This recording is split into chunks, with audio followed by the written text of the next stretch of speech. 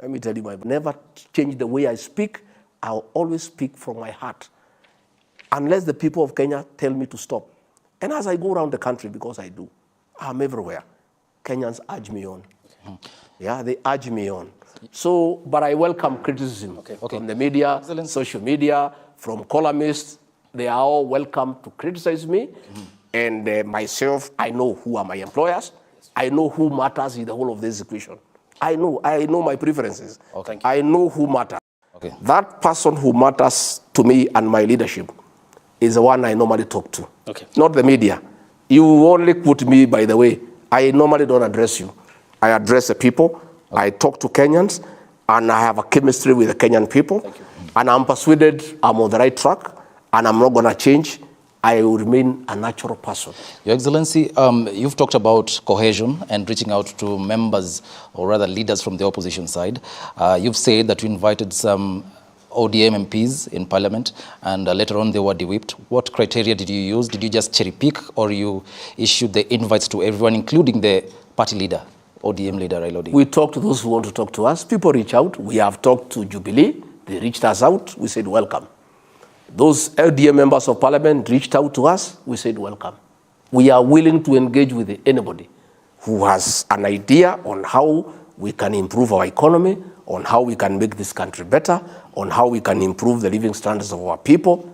The doors of President William Ruto are open. My doors are open. You have seen, I embrace leaders like Honorable Kanini Kega, who used to abuse me and say that I should go to prison in Nyeri so that the locals can be bringing me uji. But I embraced him because he reached out. We are not bitter with anybody. What people mistake with bitterness is the truth. You know, many people do not want to hear the truth. When I said in Kasarani that we inherited a dilapidated economy, people thought that I'm bitter with President Uhuru Kenyatta. I was just simply being honest. When I said we got empty coffers, I was simply being honest. People mistake honesty with bitterness. We harbor no bitterness.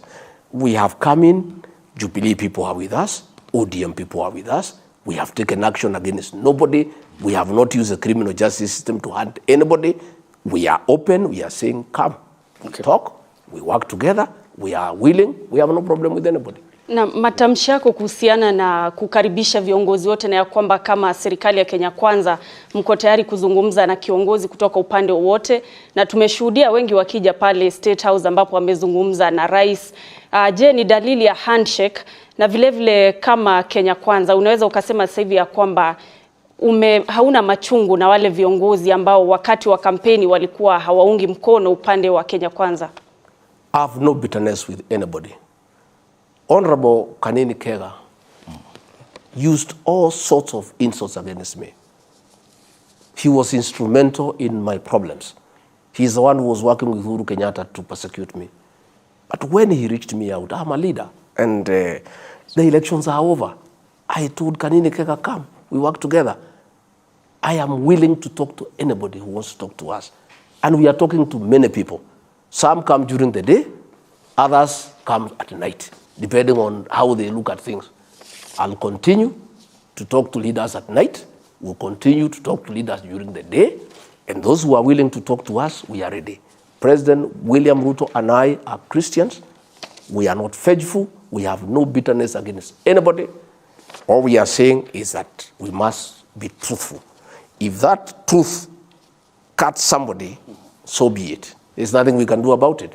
You know, sometimes when we speak the truth, you think we are against so-and-so or we are bitter. We have no bitterness with anybody. We are good people. We've got a big heart. We want to embrace everybody. Let us come and build this country together. On that bit, Mr. Deputy President, someone would argue that you people, even after you were sworn in, you said you want a strong opposition.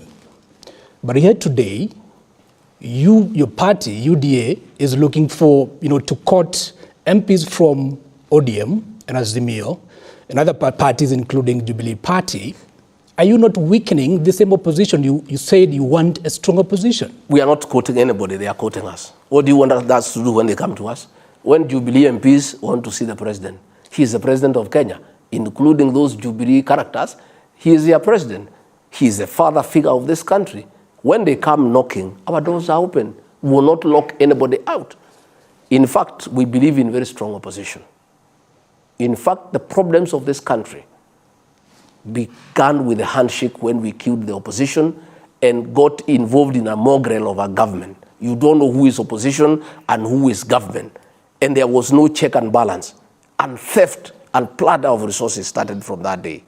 The president has recommended to the National Assembly various amendments to the Constitution to create the office of the leader of official opposition so that whoever is there has a platform, a legal platform, to go to the National Assembly funded by the state with vehicles, with support staff, with research staffers to provide effective oversight on government. We have no intention whatsoever to muscle the opposition. We actually want to strengthen the opposition. And that's why we are saying we have no need for handshake. And by the way, there will be no handshake with anybody. If those people want to talk to us on matters development, we are ready. But them coming to join government, no. We want the opposition to remain strong. We want them to agree with our people in the National Assembly. They agree and amend the Constitution, create the office of the leader of official opposition by law so that he gets resources, so that he gets support to provide oversight of a government. A strong opposition is a good thing for any country. And we want a strong opposition. On that bit, your new SecGen of UDA, Clifford Malala, is on record saying that you as a party, UDA, you want other parties, affiliate parties in Kenya Kwanza to fold. Do you still hold that thought, that even ANC, the other parties, including PA, including Ford Kenya, do you still want them to fold? That is Malala's idea of making UDA as a strong party. Cleo Malala is a very energetic young leader, and I really have a lot of time for him. When President William Ruto and I and our National Executive Council decided to pick him to be the Secretary General of UDA, is because we really appreciated his qualities, his energy, his passion and vigor. And that is what we need for a party. Probably his style is a little bit different. I have discussed with him. We don't want to coerce anybody to fold up. That is not necessary. He can make an invitation for people to fold up and join UDA. They don't have to. And we are happy the way we are in Kenya Kwanza. We are happy with the existing framework. But if along the way, the constituent parties consider it desirable to fold up and join UDA, so be it. If they want to remain independent within the Kenya Kwanza framework, so be it. Okay. So it was just Malala's way of bringing energy into the party. And the president and I have told him to proceed, to market the party, to make it very vigorous, to make it very, very active. But we don't want to coerce anybody. Anybody, if ANC wants to come and fold up, fair enough. If they don't want, fair enough. We just proceed. Okay, Excellency. Before we proceed to the next topic, which is of concern to the Kenyan people, the cost of living and the economy, which Eric will be starting us off. One final question on governance. And one of the premise upon which your government was formed, and you told the Kenyan people this is a listening government, is the aspect of the rule of law and constitutionalism. You were recently in Nakuru County in defiance of a court order. Why?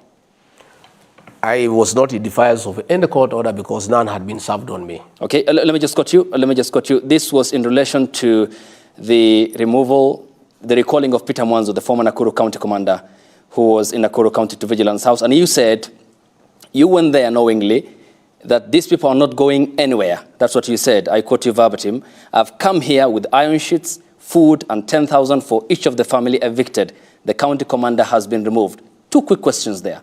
Why did you defy a court order? And was the former county commander recalled to Vigilance House by that directive that you made in Nakuru County? I did not defy any court order because none was served on me. You defy a court order if it has been served on you. Let me say the following. We are a country of the rule of law.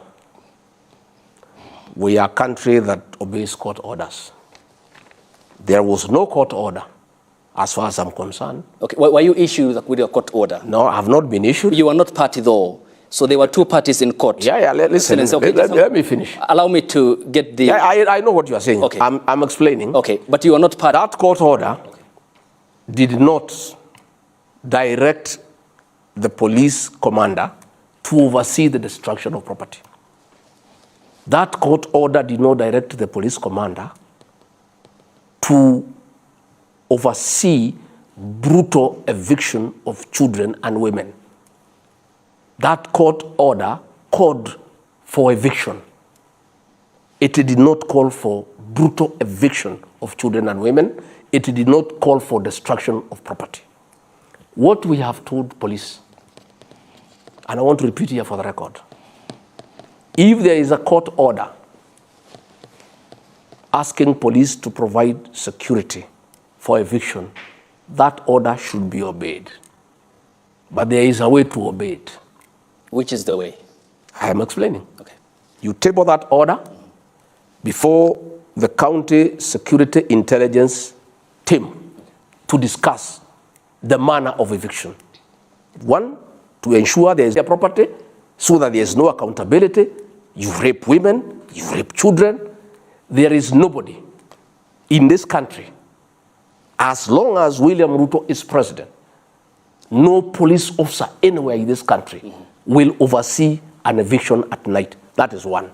That eviction was done at night.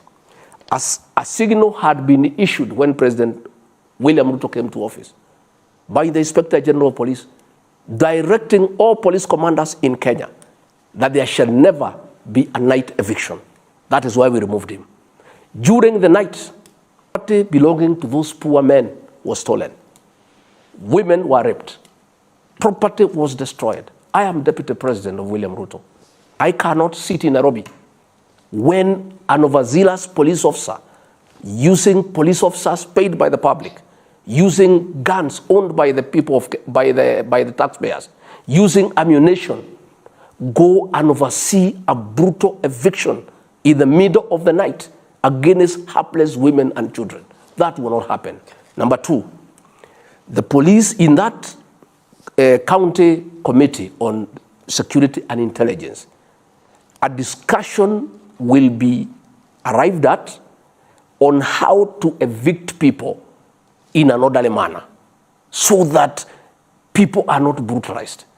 We have come from a government, the government that was there, the Uhuru administration, that was heartless, that brutalized its own citizens under the supervision of police. So I am saying we'll obey every court order, but within the realms of the law. Okay. There is no order from any court saying that the eviction should be done at night. All things that are done at night are not good things. Why can't they do it during the day when everybody can see? That is why the police commander was removed, because there was a signal, clear. And I asked the IG for that signal and he said it to me, very clear. There is no eviction at night. Because why do you want to do it at night? What has happened in this country? In the last administration by Uhuru Kenyatta, the policemen went rogue and they brutalized the people of Kenya. You remember what happened in Kariobangi, what happened in Ruai. Kenyans were brutalized during COVID, when there are floods, when it's raining, under the watch of policemen. I am saying that will not happen, and that is why I went to Subukia to apologize to those people that our own government, a government they elected to office on the platform of not allowing brutal evictions, had actually supervised brutal eviction against the people of Kenya. Just on yes or no aspect, because still to quote you verbatim, you said any police commander should notify the County Security Committee and Intelligence before executing any orders for eviction. If evictions have to be done for whatever reason, even with court order, it has to be discussed by the County Security Committee. We have instructed the Attorney General to review the case. If that court order then, and the evictions as per the order happened during the day, will you defy the court order? Nobody, the court order will be obeyed, but its implementation will be done according to our rules. Thank you. Yes, sorry. Just on that, and very briefly, before we move on to the next topic of discussion, when the Kenya Kwanza administration took over, you said that you're handing the National Police Service its own budget to make it independent. Are you confirming now that the executive still has a hand in how the National Police Service operates? The police service, the National Police Service is independent. We have given the Inspector General financial autonomy. He is now the accounting officer. Okay. He needs no direction from anybody on how to work. But the government also has policies. And the Inspector General of Police has been hired by President William Ruto. President William Ruto has a manifesto. He has a covenant with the people of Kenya.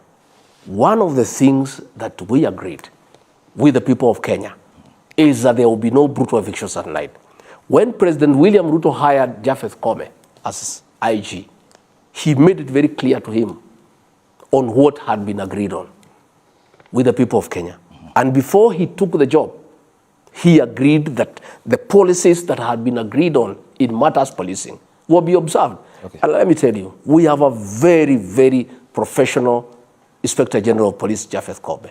We have a very professional CS for Interior, Professor Kindiki. Other than that one isolated incident, we have not had any other. And that is very good. Okay. You know, since we came in, today is 6 months, since we were sworn in. 7 months. On the 13th. I think it's 6. We were sworn in on 13th of September. 13th September. So I think it's 6 months today.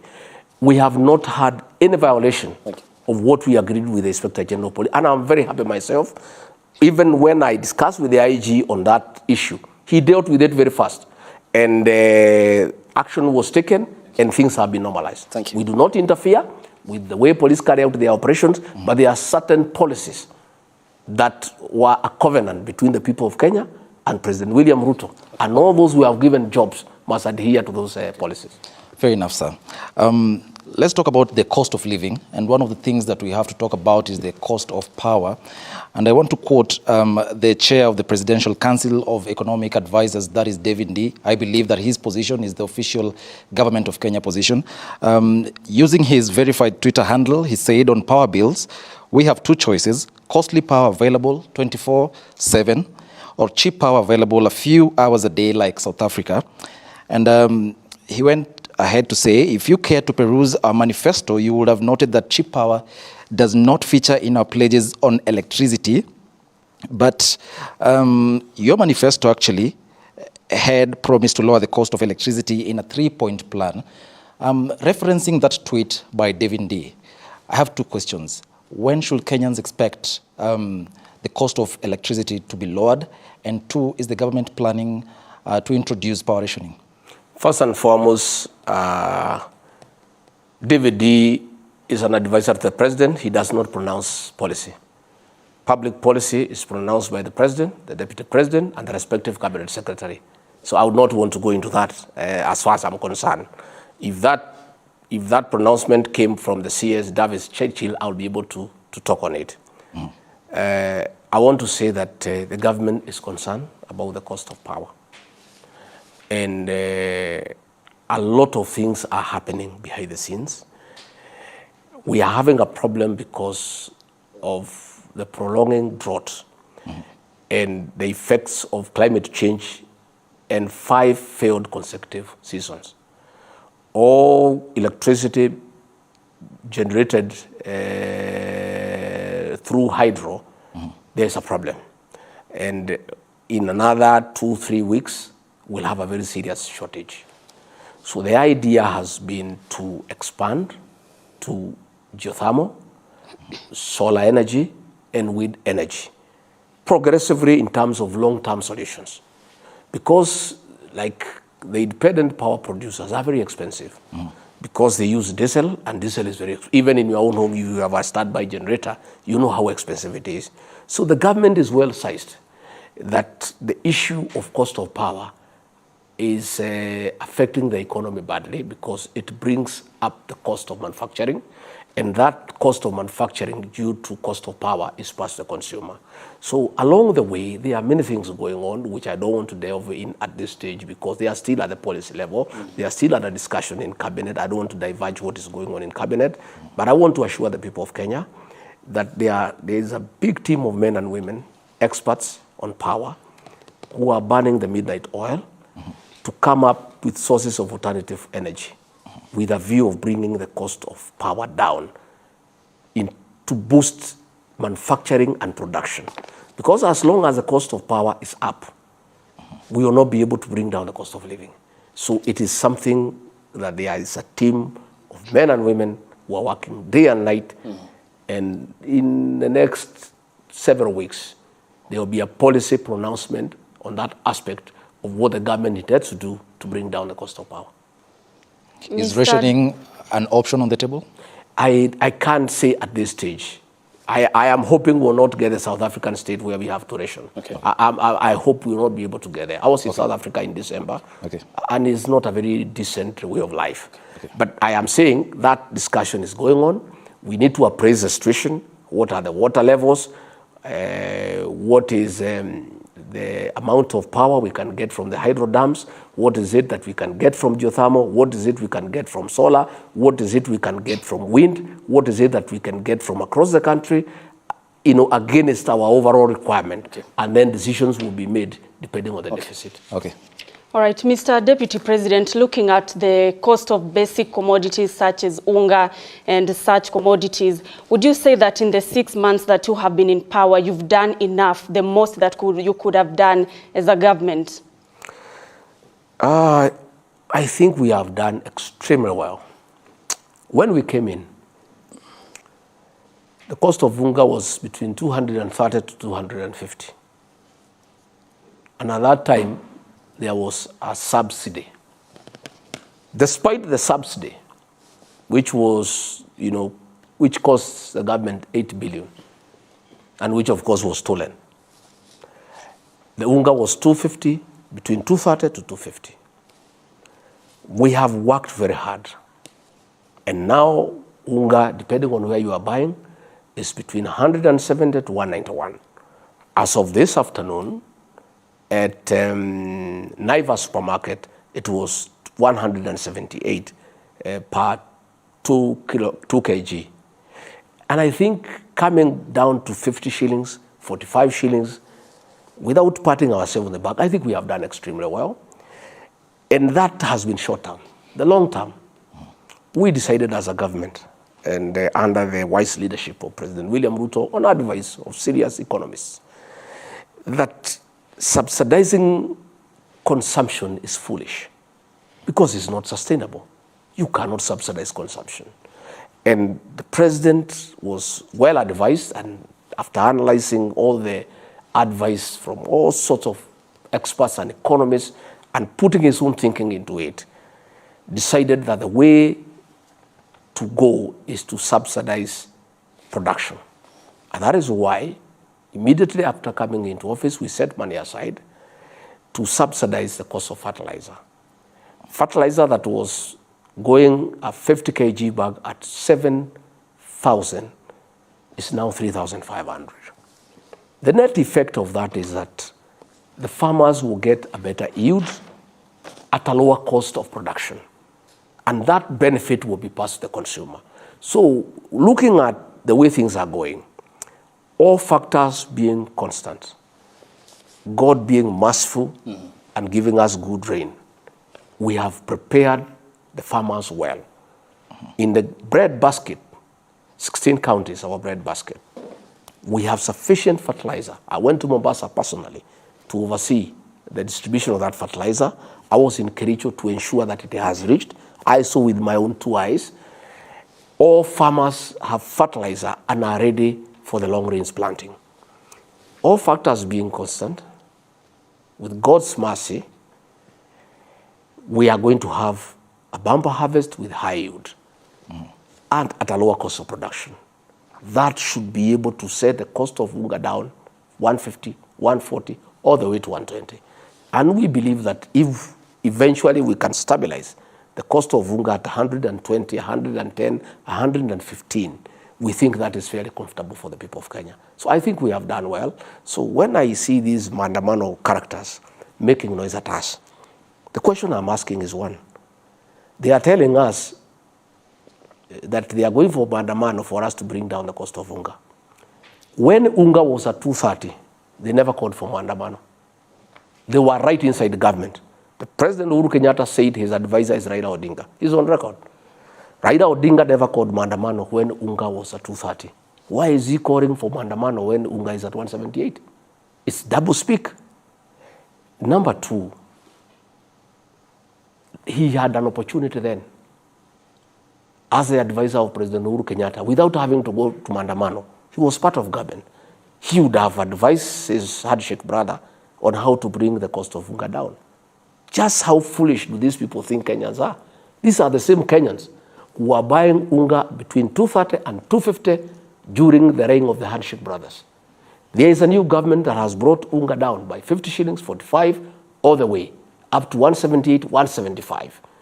I think without blowing our own trumpet, I think we are not doing very badly. We are not doing as much as we would have wanted. But telling us to subsidize unga, we are not going to do that because it's not sustainable. It is foolish. In any case, there is no mechanism that is proven to subsidize unga. We have sat down with millers. And I said I'll speak. 4 billion shillings were released from the National Treasury to subsidize unga. We went throughout this country, and I want to challenge the people of Kenya. No Kenyan anywhere saw a packet of unga at 100 shillings. Those millers are demanding money from us. They only received 1.7 billion. 2.3 billion shillings was stolen. They are saying they did not receive the money, and the money left the National Treasury. We are saying why these people are calling for maandamano to return the unga subsidy is because the network of stealing that money for unga subsidy belongs to them.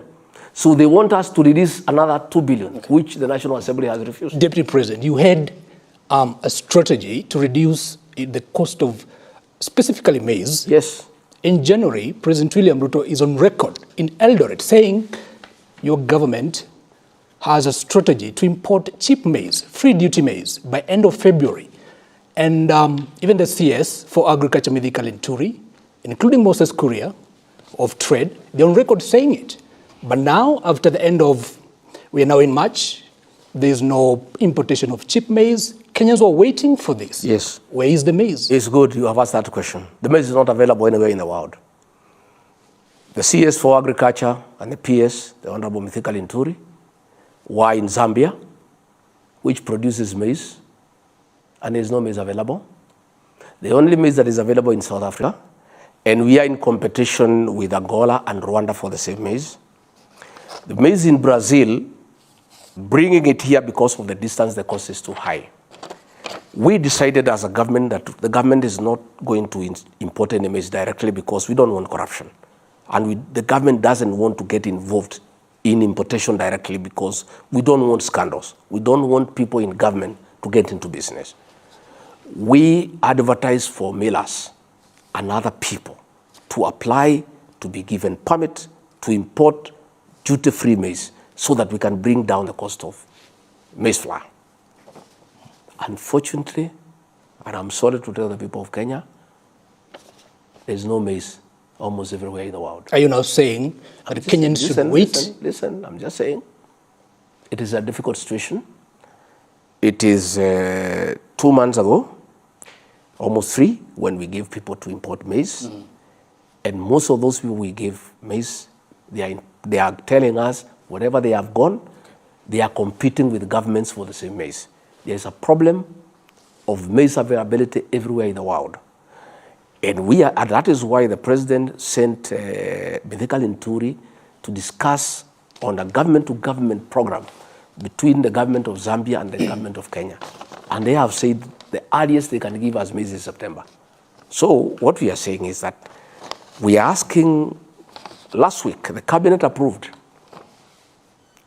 the importation of another 500,000 metric tons of maize, this time not to freelance importers, but to the millers themselves. And we have sat down with the millers. And they have said that they have established good contacts and they can pool resources together because of economies of scale. They can be able to compete with governments, because what is happening is that other governments across the world are competing for the same maize. I don't want to portray a very dark future, but I want to say that it is not easy. And I speak honestly because sometimes I think Kenyans deserve the truth. Okay. Because when you prepare them for the truth, it's normally a good thing. Right. Everything is being done, and I was in Eldoret. There are 2 ships in the high seas with maize. And I told the people of Eldoret and Kitale, the farmers there have been holding maize and expecting higher prices. And the prices are already very good at 6,000 per 90 kg bag. And I did tell the farmers, when these 2 ships arrive in the country and the maize is offloaded into the market, the prices will come down. Please, release your maize. If the farmers in our breadbasket counties, the 16 of them, agree to release the maize that they have, if they can be patriotic Kenyans, to understand that people of Kenya need food, and the maize they are holding is making the prices go up, if they can agree as early as tomorrow to release the maize that they are holding into the market, the prices of unga will come down even to 140. So I want to use this platform to make an appeal to all maize farmers across the country to be patriotic, to think of their brothers and sisters who are suffering, to consider at the current prices, which are very good, by any standard for the farmer and bad for the consumer, for the benefit of the consumer and the Kenyan people, to consider to release into the market all the stocks of maize that they are holding. Okay, Mr. Deputy President, thank you. And again, we have also agreed. Okay. The animal feeds millers are competing with human beings for maize for the animals. So what we have done again, the cabinet has approved the importation of yellow maize for livestock, for animal feed millers, so that they stop competing for the white maize, and that will lessen the strain on us. So we are saying the yellow maize that has been approved by government to be imported duty-free for animal feeds, I want to ask the millers, I met them personally, to take advantage of that window, import as much as they can, and produce feeds for the animals. Again, yellow maize, for those who wish, the government does not want to recommend it to anybody to eat yellow maize. But yellow maize is good. Okay. If you go to the supermarket, there is yellow maize and the price is higher than white maize. It's very nutritious. For those Kenyans who may want to consider to consume yellow maize, we are importing both for human beings and for animals. When you say that there's no maize anywhere, and I remember the president in his Jamhuri speech, he said maize that was expected in January, an assortment of foodstuffs. That was the wording he used. Then the 2 CSs came and informed the nation that maize will come. And you've said you are speaking the truth. You've gone around the world, there's no maize anywhere. Did the government mislead Kenya? Maize is available, but the prices are higher than what we have here. Okay? The maize that is cheaper that we can bring in is what is having a problem. You can bring maize as far from Brazil, from America, it's fine. But because of the cost of transportation, when you add the price of maize in America, in Brazil, in Argentina, when you add the cost of transportation, you find that the price will be higher than what we have here, which then defeats the purpose of the importation. So the idea is that we get the millers to join, as they have agreed. There is a lot of maize in South Africa. They pull so that they are able to buy in bulk. Because what is happening in South Africa, they want to sell in bulk. Okay. And the people we have given that importation are not able to buy in bulk. So there is a strategy by giving 500,000 metric tons to the millers to import from South Africa or elsewhere, and that will be able to deal with the problem. Okay, Your Excellency, let me take you back to the issue of fertilizers. And you've mentioned that you were in Mombasa and you're satisfied by the way fertilizer is being distributed. Just a quick research shows we have about 14,000 registered farmers in the fertilizer subsidy program. Only 4,600 currently have received fertilizer. And then there's also the issue of decentralization. A lot of farmers or their representatives that we talk to say that there's the issue of decentralization. Most of them have to travel all the way to Kitale. Yes. And then the fertilizer that they have is the NPK type, but they prefer the DAP to the NPK type. I just want you to address the issue of decentralization and the issue of farmers saying that they have not been involved when it comes to making such crucial decisions. No, we are a responsible government that has done research and done tests on the soil and determined the kind of fertilizer that is required, and that is NPK. DAP has a problem with acidity, and most of the soils in the breadbasket areas are very acidic, and therefore when you put DAP, it does not help the farmer. Mm-hmm. But the farmers have a tradition, and sometimes when you have used DAP all your life, you simply want to continue using DAP. But this government is a responsible government. It has done soil testing and determined that DAP is not the correct type of fertilizer. Okay. But those who wish to buy DAP is available at the normal price in the shops. Okay. But for the subsidized one, it is the one that is recommended by government. Your statistics are not true. We have enough fertilizer everywhere. In fact, what we have done, we have had now added the counties of Kisii and Nyamira. Initially, we had Kericho, Bomet, Uasin Gishu, Trans Nzoia, Bungoma, Kakamega, Nakuru, Narok. Mm-hmm. And we have now added Kisii and Nyamira and a bit of Baringo in terms of the areas of Eldamara Vein. What we have agreed with the county governments, they are partnering with the national government, okay, so that they offer the last mile distribution. What we have requested the governors to do, where we have National Cereals and Produce Board depot, the governors, because agriculture is a devolved function, can open many depots and sub-depots in every constituency. And when I was in Uasin Gishu, that matter came, and we discussed with our governor there, Kotimoja, and we agreed. And I think that is going on. So I want also to take this opportunity to speak to all our county governors, wherever they are, and plead with them to fast track and hasten the opening up of sub-depots and mini depots, okay, to take the fertilizer nearer the people so that we save them the cost of transportation, okay, and the bother of leaving their farms to go and queue for fertilizer. But as we speak, I want to confirm that we have sufficient stocks of fertilizer across those counties. And progressively, this is a pilot. It's going to be replicated across the country for other crops, not just maize. Okay, but Excellency, Mr. President, before we transition, you said sufficient fertilizer, but the NCPB in Kitale, Trans Nzoia County, they say they need 400,000 bags of fertilizer. They only received 80,000. A deficit of 320,000. The process is ongoing. They don't even have the facility to stock 400,000. What we have encouraged them to do is dispense as it arrives. And the process is continuous. Every day, and you know the fertilizer we have bought, we have also encouraged, you know, the bagging and the packing to be done in Mombasa, right, so that we can also create employment. So what is happening is that it's a continuous process.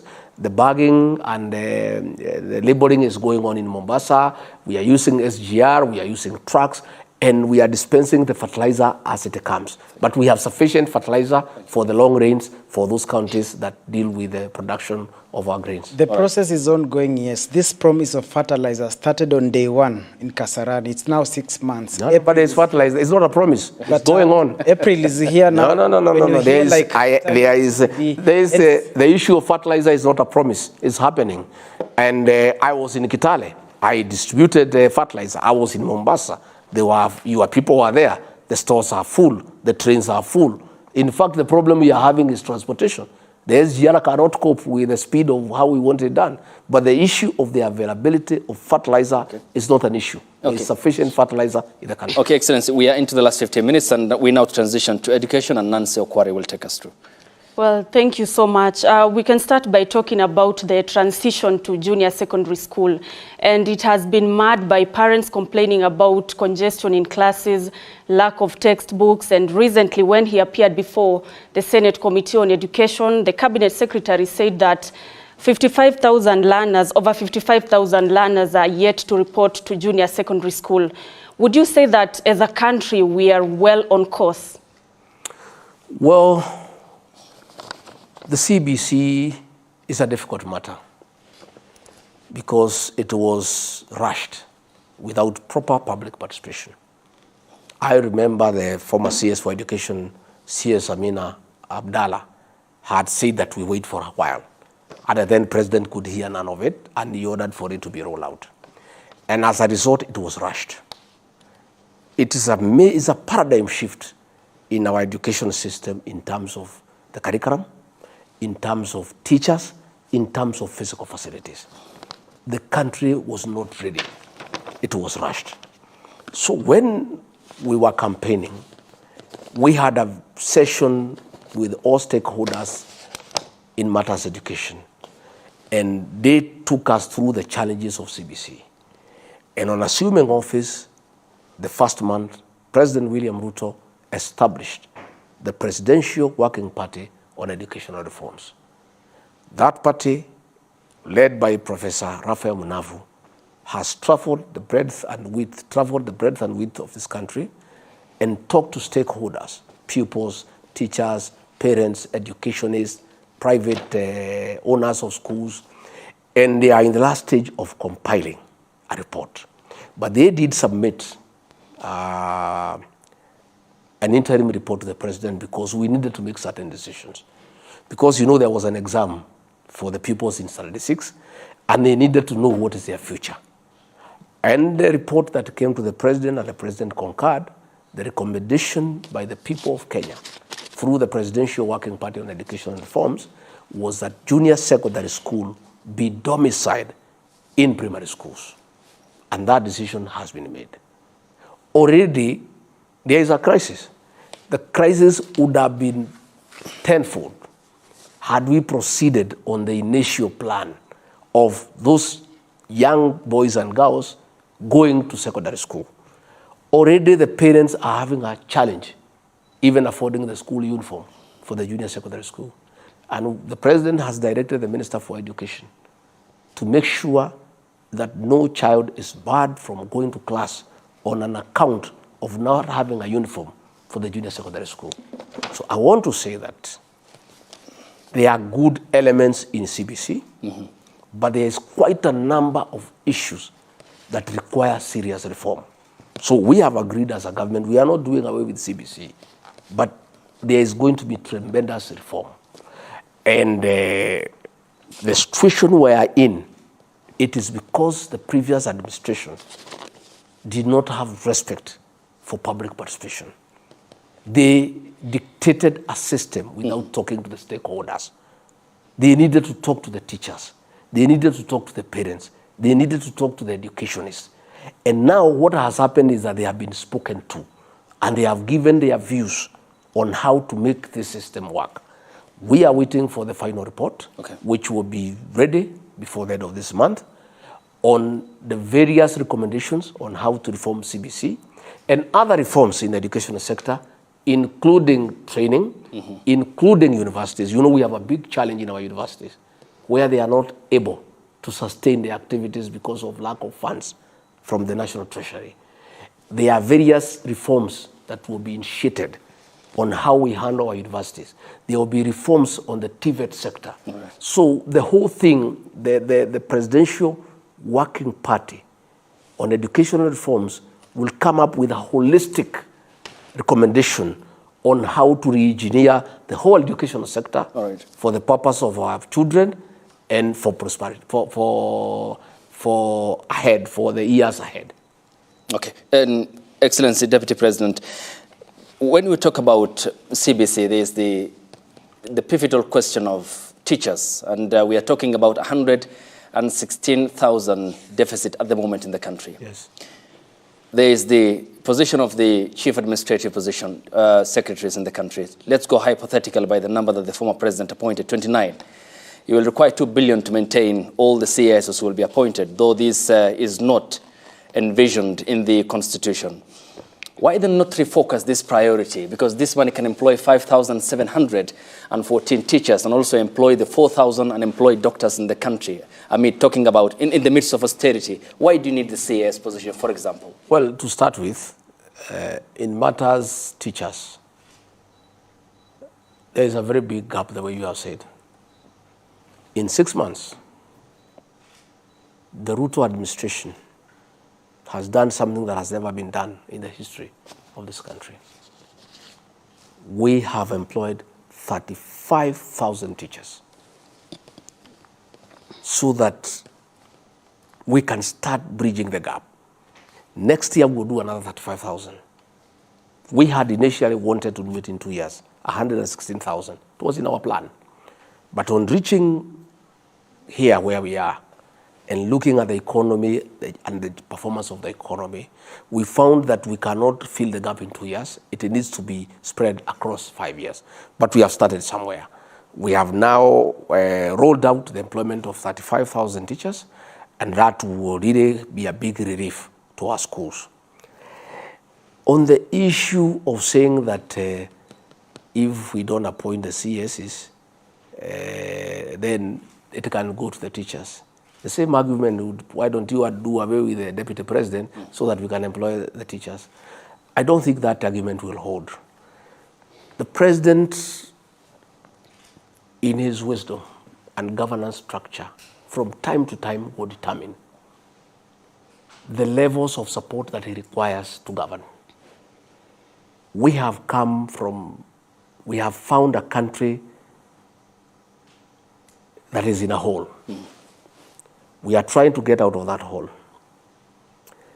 We have found, like now, the Minister of Agriculture is always out of the country for a good reason, looking for maize. He was in Morocco looking for fertilizer. He was in Zambia looking for this. He was in that. He is hardly in the country. And he's not out there having leisure. He's working. He needs to leave somebody here to handle other matters that are supposed to be handled by the minister. Because the PS is there. Okay. He is the accounting officer of the ministry. But at the policy level, there is a gap.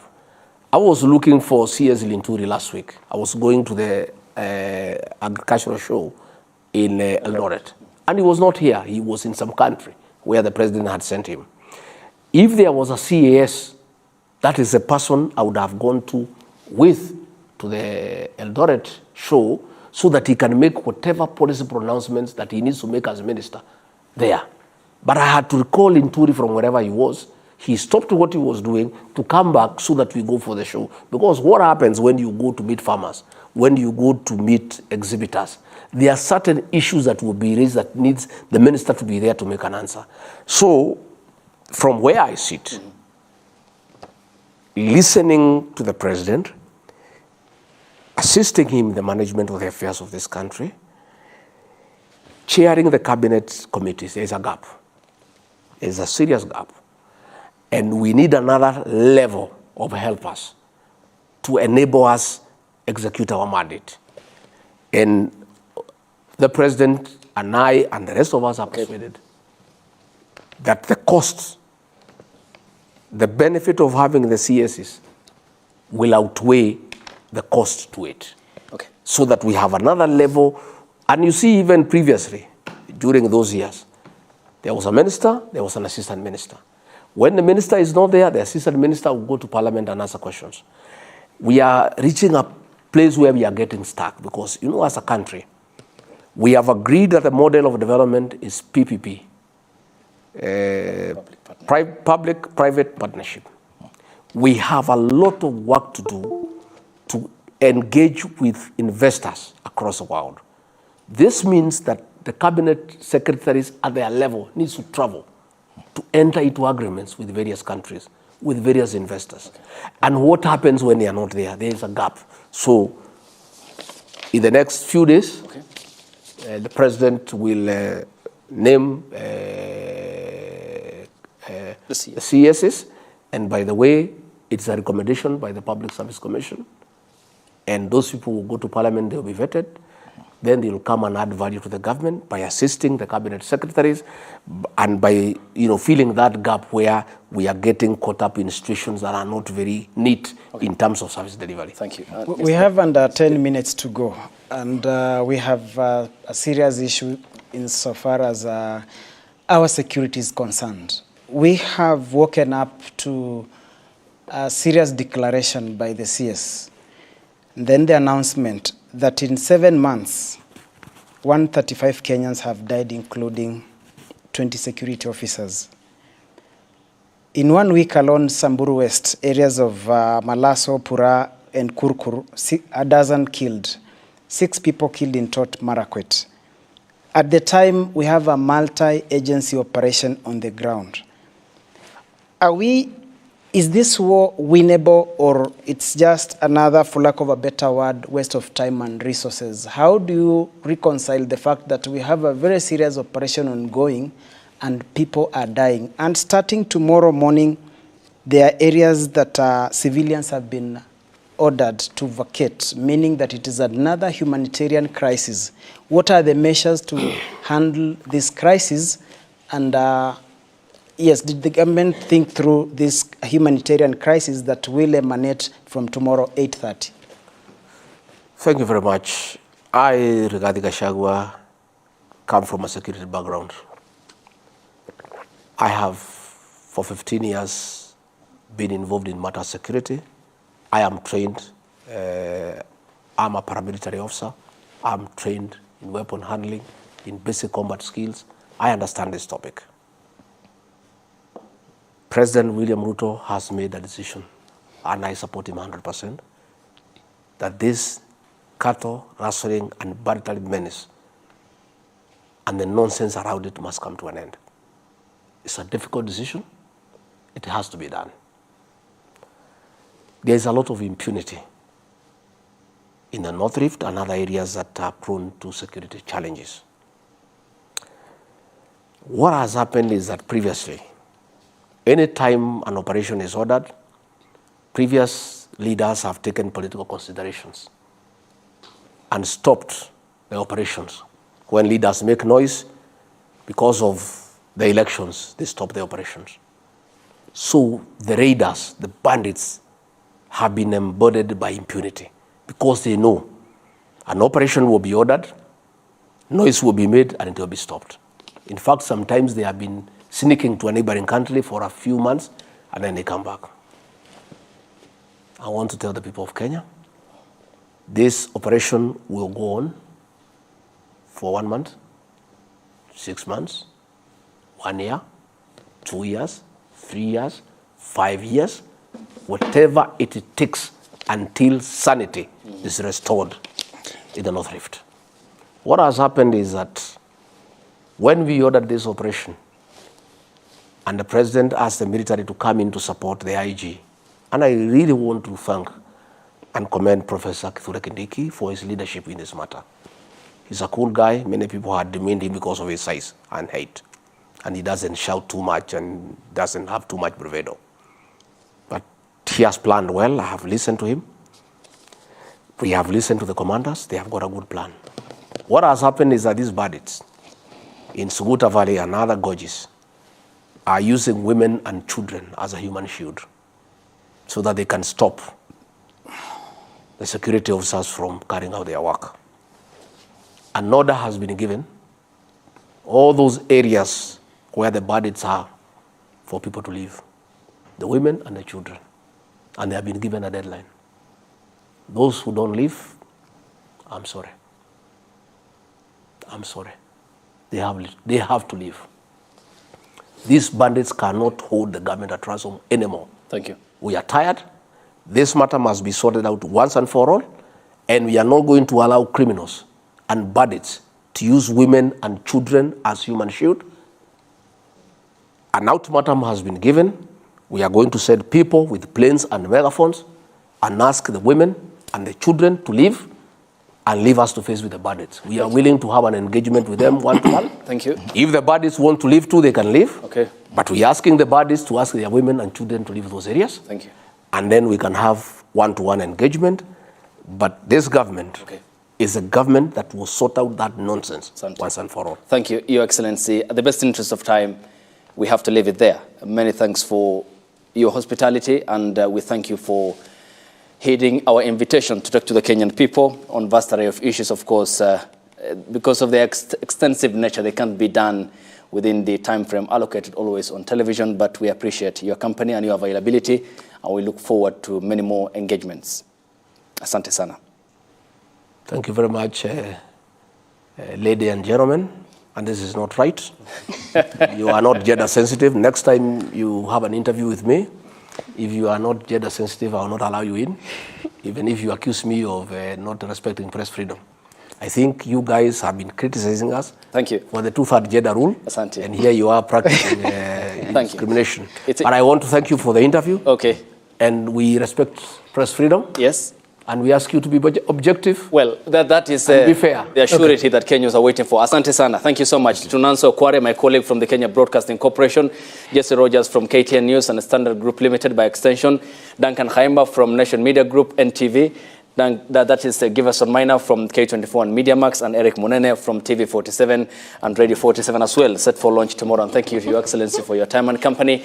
Thank you to you too, the Kenyan people, for watching. We aspire to be objective, professional, as we are your avenues for getting information from Kenya and across the world. And we aspire and pledge to hold those in power to account, since all power and sovereignty belongs to you, the Kenyan people. Thank you for watching, and have a good evening.